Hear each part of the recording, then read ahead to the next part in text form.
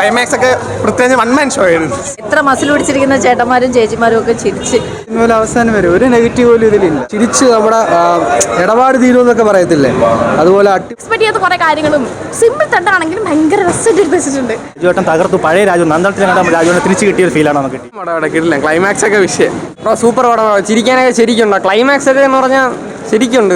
എടുത്തു വെച്ചതും കൊള്ളാം, കോമഡി ഉണ്ട്. കൊള്ളായിരുന്നു, നല്ല പടമായിരുന്നു. കോമഡി നല്ല രീതിയിൽ വർക്കൗട്ട് ഉണ്ട്. ക്ലൈമാക്സ് ഒക്കെ പ്രത്യേകിച്ച് വൺ മാൻ ഷോ ആയിരുന്നു. അടിപൊളി പടമായിരുന്നു. ഒന്നും പറയാനില്ല. ചിരിച്ച് നമ്മുടെ ഇടപാട് തീരുമെന്നൊക്കെ പറയത്തില്ലേ, അതുപോലെ അടിപൊളി. ഭയങ്കരമായിട്ട് എൻഗേജ്ഡ് ആയിരുന്നു.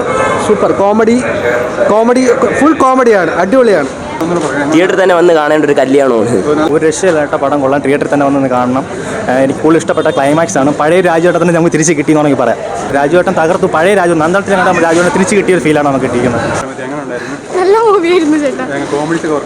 കോമഡി നന്നായിട്ട് വർക്ക്ഔട്ട് ചെയ്തിട്ടുണ്ട്. ബേസിലേട്ടൻ്റെയും രാജുവേട്ടൻ്റെയും കോമ്പിനേഷൻ നന്നായിട്ട് വർക്ക്ഔട്ട് ചെയ്തിട്ടൊരു മൂവിയാണ്. മ്യൂസിക്കും കോസ്റ്റ്യൂമും ഒക്കെ നല്ല രസമുണ്ടായിരുന്നു. നല്ല മൂവിയായിരുന്നു. അധികം പൈസ മുടക്കിൽ റിഗ്രറ്റ് ചെയ്യാത്ത ഒരു മൂവിയാണ്. നല്ല പടം, നല്ലോണം വർക്ക്ഔട്ട് ആയിട്ടുണ്ട്. ഫ്രം സ്റ്റാർട്ടിങ് ടു എൻഡ് വരെ നന്നായിട്ടുണ്ട്. എല്ലാവർക്കും ഇഷ്ടപ്പെടും. അടിപൊളി, സൂപ്പർ. അയ്യോ ഒരു രക്ഷയില്ല. ചിരിച്ചു വയറ് വയ്യാണ്ടായി.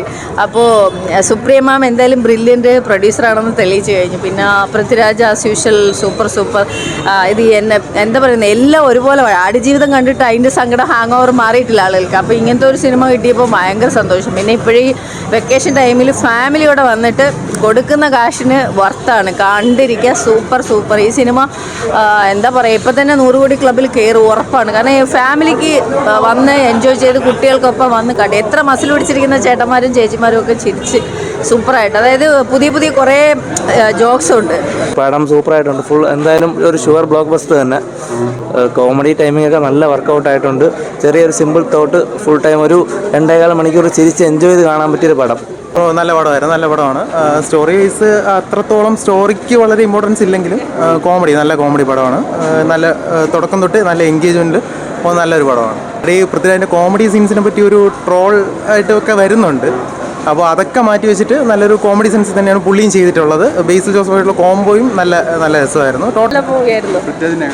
പൊളിയായിരുന്നു. നമ്മൾ അത്യാവശ്യം എക്സ്പെക്ടേഷൻ വെച്ചിട്ടാണ് വന്നത്, പക്ഷേ ഫെയിലായില്ല. പൊളിയായിരുന്നു.